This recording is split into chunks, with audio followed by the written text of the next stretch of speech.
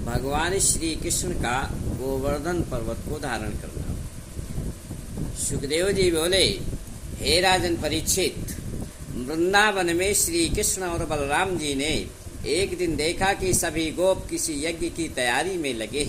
उन्होंने नंद बाबा से पूछा, बाबा यह कौन सा उत्सव आ पहुँचा है, कृपा कर हमें बतलाइए कि यह यज्ञ किस प्रकार से किया जाता है, उसके करने का फल क्या है।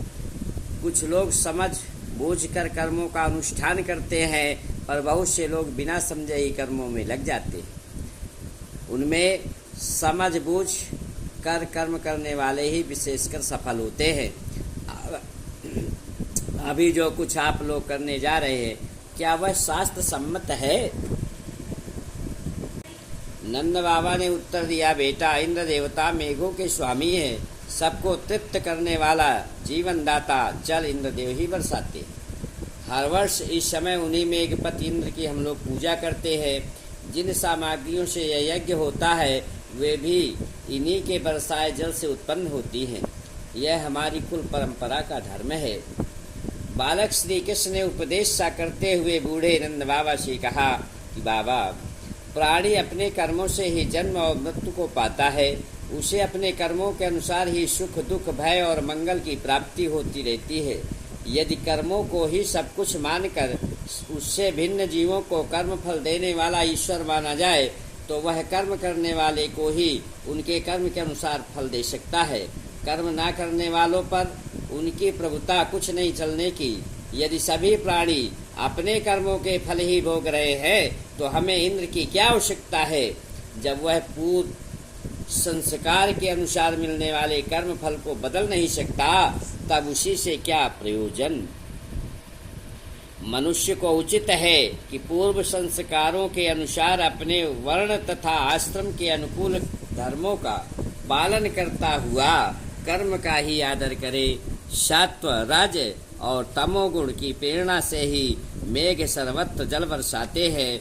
उसी से अन्न उत्पन्न होता है और अन्न से जीवों की जीविका चलती है। इसमें भला इंद्र का क्या लेना देना है, वह कर ही क्या सकता है। श्री कृष्ण जी की यह युक्तिपूर्ण बातें गोपों ने बड़ी प्रसन्नता से मान ली। उन्होंने ब्राह्मणों से स्वस्ति वाचन कराकर वही सामग्री गिरिराज गोवर्धन को भेंट कर दी।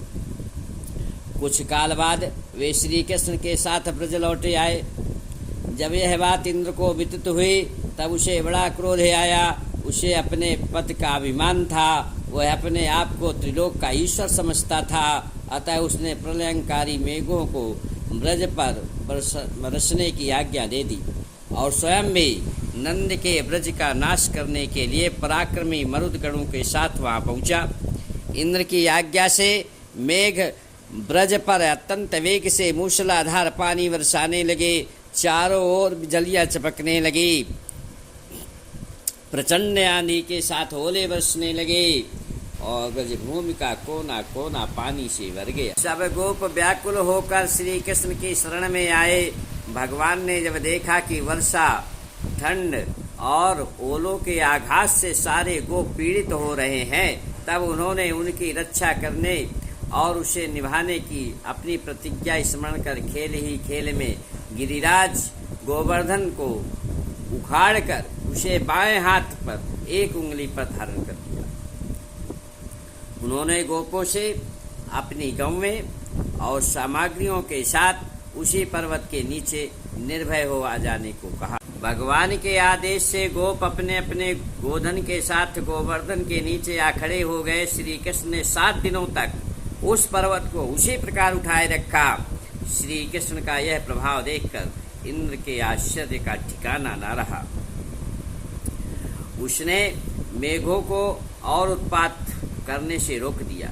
वर्षा बंद हो जाने पर जब सारे गोप पर्वत के नीचे से बाहर आ गए, तब भगवान ने गोवर्धन को फिर अपने पूर्व स्थान पर रख दिया। माता यशोदा, रोहिणी, नंद बाबा और दूसरे गोपों ने स्नेहातुर होकर श्री कृष्ण जी को गले लगाया और आशीर्वाद दिए। हे राजन, भगवान श्री कृष्ण का ऐसा अतुल प्रभाव देखकर इंद्र का गर्व जाता रहा। वह उनके पास आए और हाथ जोड़कर स्तुति करने लगे कि हे भगवान, आपका स्वरूप परम शांत, ज्ञानमय, निर्गुण एवं विशुद्ध सत्यमय है। हे प्रभु, मुझे क्षमा करें। मुझ जैसे अज्ञानी भक्ति मार्ग का आश्रय लेकर ही आपका भजन करते हैं। आप सर्वंतर्यामी, पुरुषोत्तम, विशुद्ध ज्ञान स्वरूप हैं। मैं आपकी शरण में हूँ।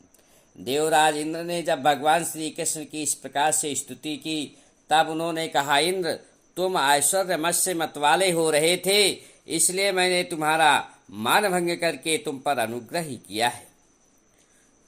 अब ध्यान रहे कि हमेशा तुम कभी अभिमान मत करना, सदा मर्यादा का पालन करना। यह बात हमेशा ध्यान रखना, सर्वदा ध्यान रखना। परीक्षित, ब्रज के गोप भगवान श्री कृष्ण की ऐसी अलौकिक लीलाएं देख देख कर बड़ा आश्चर्य करते थे। एक दिन वे नंद बाबा से कहने लगे, जैसे गजेंद्र किसी कमल को उखाड़ कर ऊपर उठा ले, वैसे ही तुम्हारे इस बालक ने गोवर्धन को उखाड़ कर 7 दिन तक अपनी हथेली पर रखा। भला ऐसा काम साधारण मनुष्य कर सकता है? इसने तो नन्हेपन में ही पूतना के प्राण ले डाले, भारी छकड़ा उलट दिया, बवंडर रूपधारी तृणावर्त को पछाड़ दिया, दोनों विशाल अर्जुन को पेड़ों को उखल से बंधे होने पर भी उखाड़ दिया, बकासुर को तिनके की तरह चीरे डाला, बलराम से प्रलंबासुर का नाश कराया और विकट दावानल से गौओं को बचा लिया। कालिय नाग का मानवर्धन करके उसे यमुना से बाहर निकाला। इसने भारी लोक कल्याण किया है। नंद बाबा, तुम्हारे पुत्र के विषय में हमें बड़ी शंका हो रही है। निश्चय ही परम पुरुष कन्हैया मानव रूप धारण कर हमारा कल्याण करने आया है। नंद बाबा ने गोपों से कहा, भाइयों, महर्षि गर्ग ने बतलाया था कि तुम्हारा यह बालक प्रत्येक युग में नए नए अवतार लेता है। पहले यह वसुदेव के घर भी पैदा हुआ था। इसके गुण और कर्मों के अनुरूप और भी बहुत से नाम और रूप हैं। मैं तो उन नामों को जानता हूँ, पर संसार के साधारण प्राणी नहीं जानते। तुम्हारा यह बालक तुम लोगों का परम कल्याण करेगा। इसकी सहायता से तुम लोग बड़ी बड़ी विपत्तियों को भी सहज ही पार कर जाओगे। जैसे भगवान विष्णु की छत्र छाया में रहने वाले को कोई नहीं जीत सकता, वैसे ही इनसे प्रेम करने वालों को भीतरी या बाहरी किसी भी प्रकार के शत्रु नहीं जीत सकते। गुण, ऐश्वर्य, सौंदर्य, कीर्ति और प्रभाव जिस किसी दृष्टि से देखो, यह बालक स्वयं नारायण के ही समान है। अतः इस बालक के अलौकिक कार्यों को देखकर अचरज मत करना। गोपो, गर्ग जी के आदेशों से मैं इसे नारायण का ही अंश मानता हूँ। नंद बाबा की इन बातों को सुनने से ब्रजवासियों का विस्मय जाता रहा और वे श्री कृष्ण को अब अलौकिक शक्ति संपन्न समझने लगे। बोलो भगवान श्री कृष्ण वृंदावन बिहारी लाल की जय।